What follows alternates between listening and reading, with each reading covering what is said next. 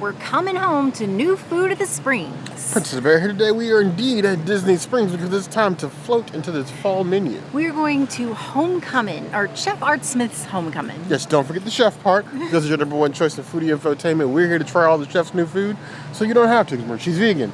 I'm not. She's cooking. I'm gonna sit and watch. It's time to foodie and chill. It's officially fall into the magic season here at Disney Springs, which means fall menus are dropping because it's pre-pumpkin season, but it is pumpkin season. So of course, Chef Art Smith is updating, other restaurants are updating, and we'll get to those, especially since we have no flavors of Florida this year. So it is sort of a homecoming for new menus.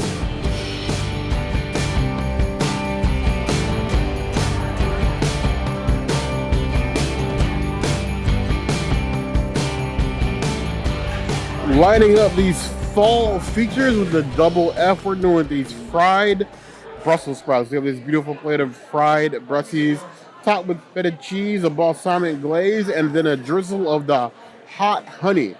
Is it actually going to be hot honey? Probably not. But, you know, we're not going to judge it by its description. We're going to judge it by how it tastes. I'm even going to scrape the bottom. Maybe some of the hot honey is hiding down there. Looks pretty. It's beautimous. I'm definitely on board the hay bale wagon with these. I love the taste of a nice fried Brussels sprout. Balsamic glaze is a nice touch. It actually interacts very well with the feta. The hot honey, I can tell that it's there, but it doesn't really add anything specific. I think even if you removed it, you would barely even notice. But there are some good base Brussels sprouts, which I think is the pull here. That feta with the balsamic is this nice, like, earthy, but like that nice, like, funk, sour cheese sort of taste. I get on board with that one. I would give that a 4 out of 5 claws. I may rake some leaves for these. I might do that.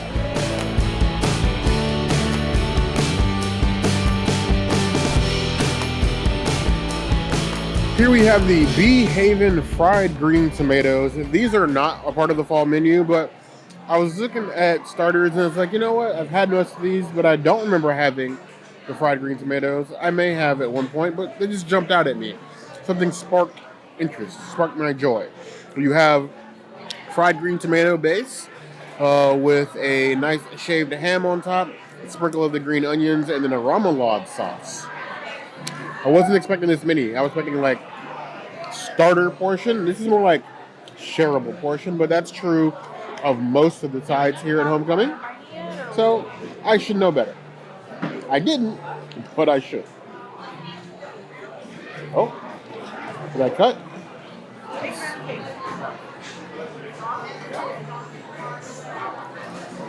I actually find that to be quite pleasant. Fried green tomatoes sometimes can lend towards greasy. These are actually nicely prepared. They got a nice crunch to them when you're getting that tomato taste. The shaved ham is a nice touch, just like a nice shaved like ham. It's not like a hot ham. It's like cool, like not like deli, but like room temperature ham. Don't have a problem with. And the remoulade is punchy enough to sort of combine the two. It's a nice app. It's tasty. You can share with friends or don't share with it. Let them go to their own house, get their own food. 3.75 out of 5 claws.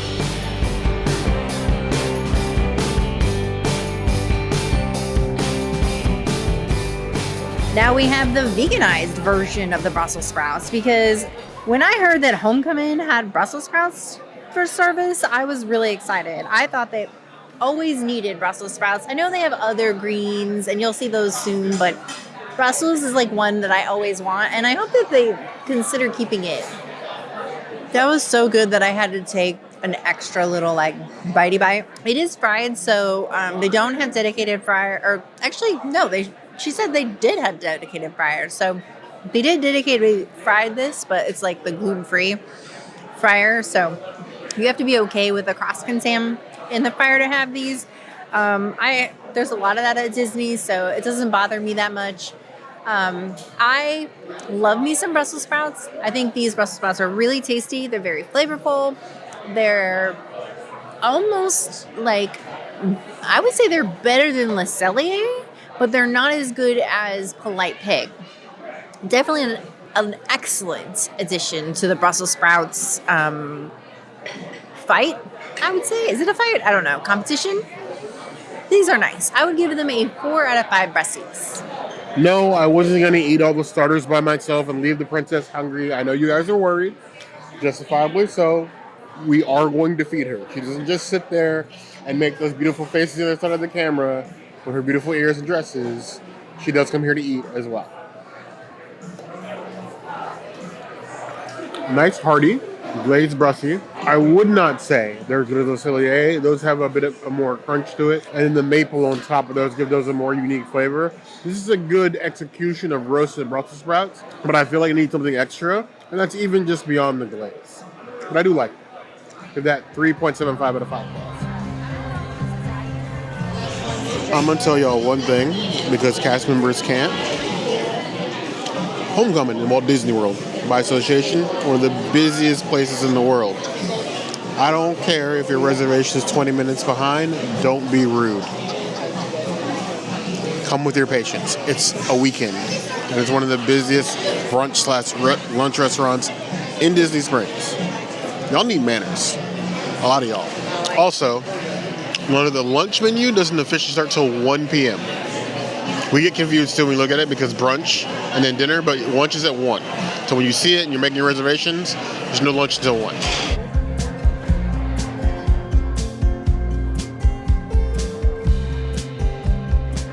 Fall is for the savory and the grilling out. And what better way to celebrate that than a pork chop? It is pork chop madness around Walt Disney World lately, so I'm not horribly surprised. But of course, Homecomin has their own spin on it. They have this orange maple glazed pork chop, grilled to perfection, fire grilled. You got the nice little grill marks on there, a side of rainbow carrots on top of their house mash, and then a cheddar biscuit. But the pork chop is the real star. That's the actual fall item. Your nice big steak knife. It is a 12-ounce pork chop, so fairly significant size. Let's see if it's got significant flavor. Pork chops are one of those meats, just like pork and lamb, that always pair very well with like savory and sweet. So it's not odd that you see like a pork chop with like an applesauce or like some sort of like berry compote, like a sweet flavor. Complements the meat very well. The orange maple is no different. And I actually think better in some respects because it's orange maple, but it's like orange maple light. So it's not like they just poured like a candied syrup on top of the pork chop. And some places have done that. Sometimes that's a good thing. Sometimes it's a bad thing. I want to eat pork. I don't want to eat candy. So I'm getting like that, like aroma of orange and not so much just like orange zest. So it's not very tart. And then that's like very mild sweet of the maple. So like salty meat, light sweet. A little bit of orange. That's excellent. I can see why the server recommended that. Now, it's one of the reasons we came here, but the server was excited that I ordered it, and I can see why. This is going to be a very popular dish for the entire fall season. I think it's here till October 31st, or right around the Halloween time, which makes sense. On its own, I'm giving the pork chop a 4.25 out of 5 claws. Now, it wouldn't be Homecomin and home-cooked fixins if you didn't eat your sides and your veggies. Kids, if you want to grow up big and annoying like me, at my big Tyrone age, you got to eat your veggies and your mash. So, cheers. If it's one thing I can never say no to, it's a carrot. Be it be raw, be it baked, be it grilled, roasted. I love carrots. Like, almost to like the point of being like one of Bugs Bunny's cousins. And nobody ever says no to a nice buttered mashed potato. That, with the pork chop, all the meal you need. This might even be 2 meals. I'm going to give this a solid 4.25 out of 5 claws. Definitely something to eat for the season if you want something big and weightier. I always forget about the cheddar biscuit. Yes, I'm cutting a biscuit with a knife. Don't judge me. But it's here. That is what I typically expect from a cheddar biscuit. Enough to choke your enemies. 3.25 out of 5 claws.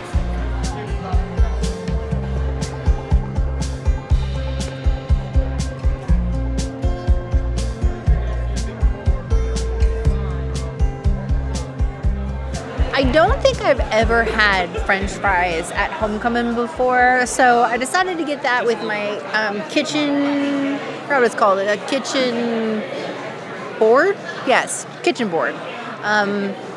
It's not on the menu, but it is always available. It's turned into a secret menu item. None of these are seasonal. These are all always on the menu. And then, of course, I get mustard. I don't do sweet tomatoes.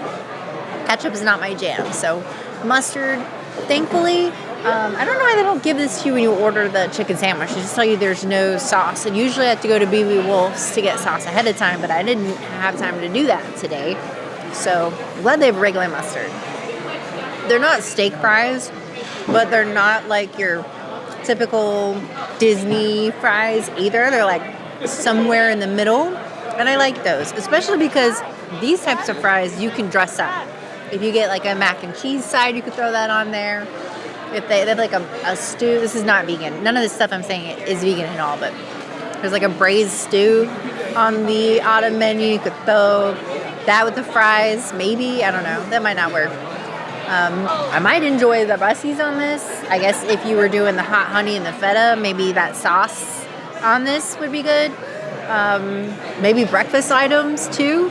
Obviously the cheddar biscuit wouldn't work, but there's lots of things you can do to dress up these fries here and still enjoy them. So for that, I appreciate.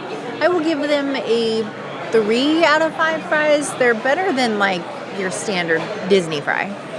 On a long enough timeline, you always come back to potatoes. Can't live without them, and they can't live without you. The nice fry. Their thickness does give them some structure. They just barely passed the fry test. And a little bit of mustard spa over here. That is a crispy potato. Adequately structured enough to serve me all the mustard that I can eat. And then happen to be actually well cut and well cooked. No complaints. 3.5 out of 5 claws.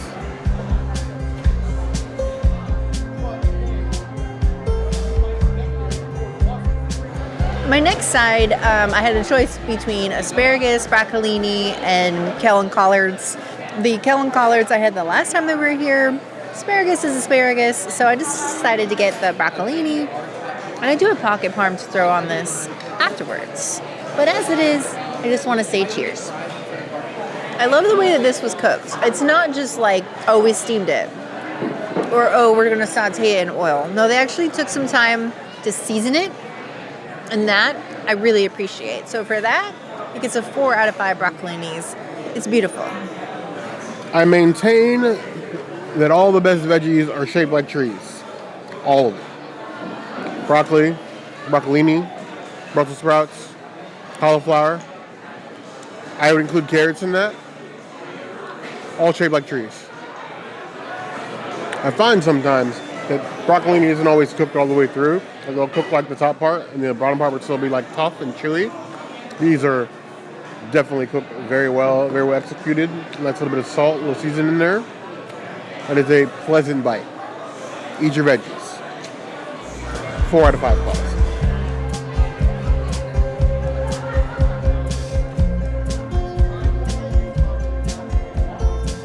You know what I should have done with this meal is just order 3 orders of the Gardein tendies, because these tendies are so delicious. I don't even eat them with mustard. I just eat them by themselves. They're that good. There's something about the way that they cook the tendies here. They're just so darn addicting. You just want unlimited number of them. They're so good, and they have no right being so good, and it doesn't matter how you get them. You can get them on a pasta, you can get them in a sandwich, you can get them on the Cobb salad. It's all good, no matter what. It's a 5 out of 5. It is a Princessities item. I'm always waiting for the next opportunity to eat these tendies. Chicken tendy life at this point amongst the plant-based community. The chicken tendies at Homecomin are a known quantity. The standard Gardein tendies that they always pile it on, and it makes a great addition to any meal. Whatever you get here, you can order a side of these just on their own. So feel free to add them, get creative. If you don't have any ideas, ask your servers. I'm sure they have a couple they can share with you. But a nice chunky tendy. I'm going to use the mustard because I like the sauce. Solid crunch, nice and meaty, especially for something that is meatless. Holds sauce good, holds together well, even when sauced. You have some vegan products that absolutely disintegrate the second they get a little damp. The Gardein tendies are not that. Excellent. 4.25 out of 5 claws. Bonus because Homecomin definitely knows how to cook them. You have some places that have vegan items that like they don't cook them on the regular, so that they usually tend to be poorly executed. These are always cooked to perfection.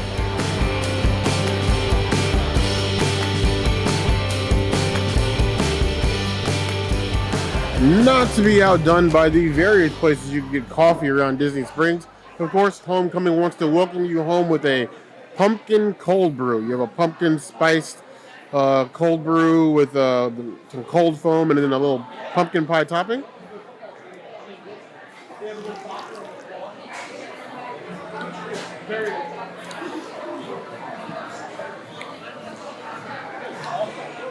It's like liquid pumpkin pie. That's not a bad thing if you like pumpkin pie. I do not like pumpkin pie. The flavor is strong, and you get a nice taste of the cold brew. I think they're in balance, so I'm not gonna hate on it just because it's got pumpkin in it. I only do that if it was pecan or pecan, because I can't pecant any of that. That, in a certain light, maybe with a nice fall breeze, I could probably do that again, even with the face that I made. 3.5 out of 5 claws.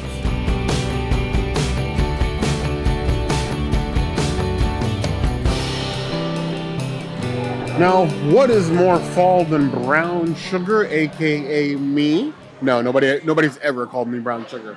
But do you have a brand new burnt brown sugar old fashioned? I was thinking I was going to say actually burnt brown sugar, but the burnt brown sugar refers to the Bubba's burnt brown sugar whiskey, and then they have a small batch of bourbon in there as well. So it's whiskey and bourbon, and then bitters, and then the orange slice. A little garnish twig over there. Smells like a whiskey. Doesn't smell like brown sugar though.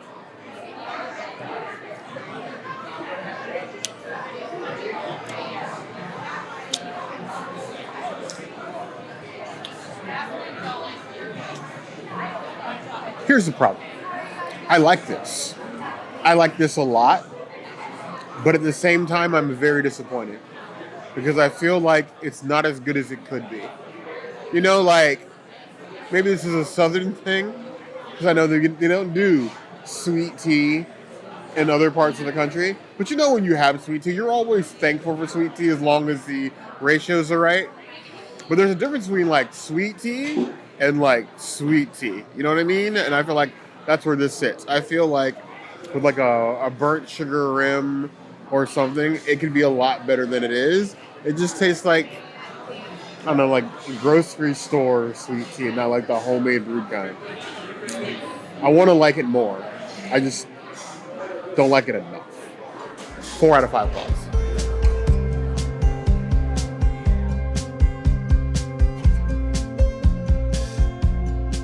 Homecomin means home-style desserts, which leaves us with this pumpkin bread pudding.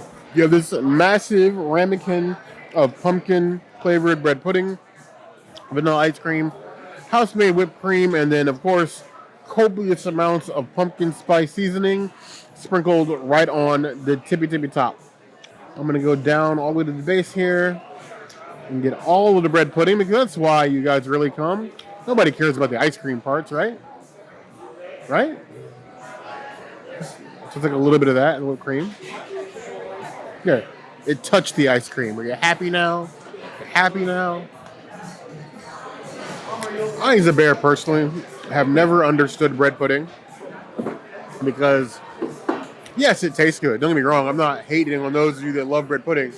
But you take bread after you baked it and you season it, and then you put a bunch of wet toppings on it to make the bread pudding instead of just seasoning the pudding how you want it to taste. So it's like soggy bread. It's a texture thing for me. The flavor's fine. It tastes like pumpkin. The notes of the ice cream and the whipped cream are excellent. It's just, for me, bread pudding texture just not a vibe. I would give it 3.5 out of 5 claws. It's good, but I'm sure there are members of you in the community that will like it a lot better than I do. Homecoming is one of those places that always ensures you can, in fact, go home again. I am so full.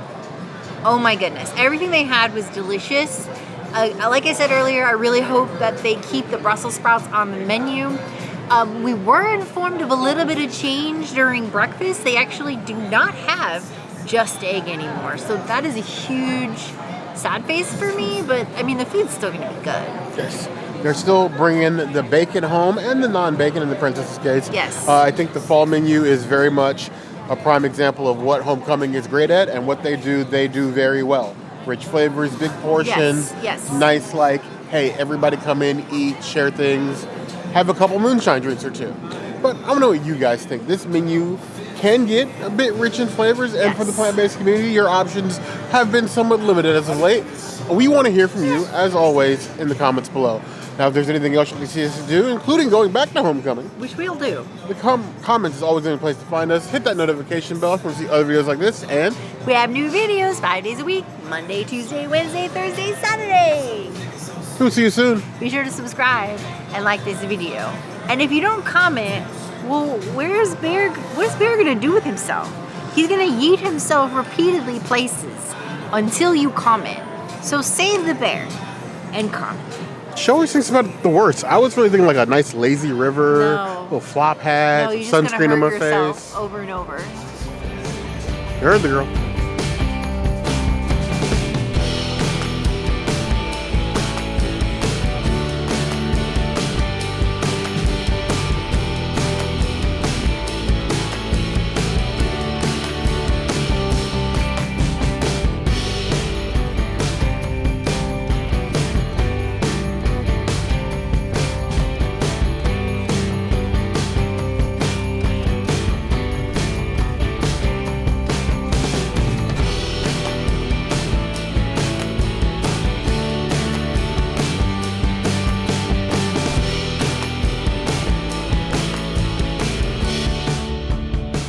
Congratulations! You almost made it to the end of the video. We appreciate you watching.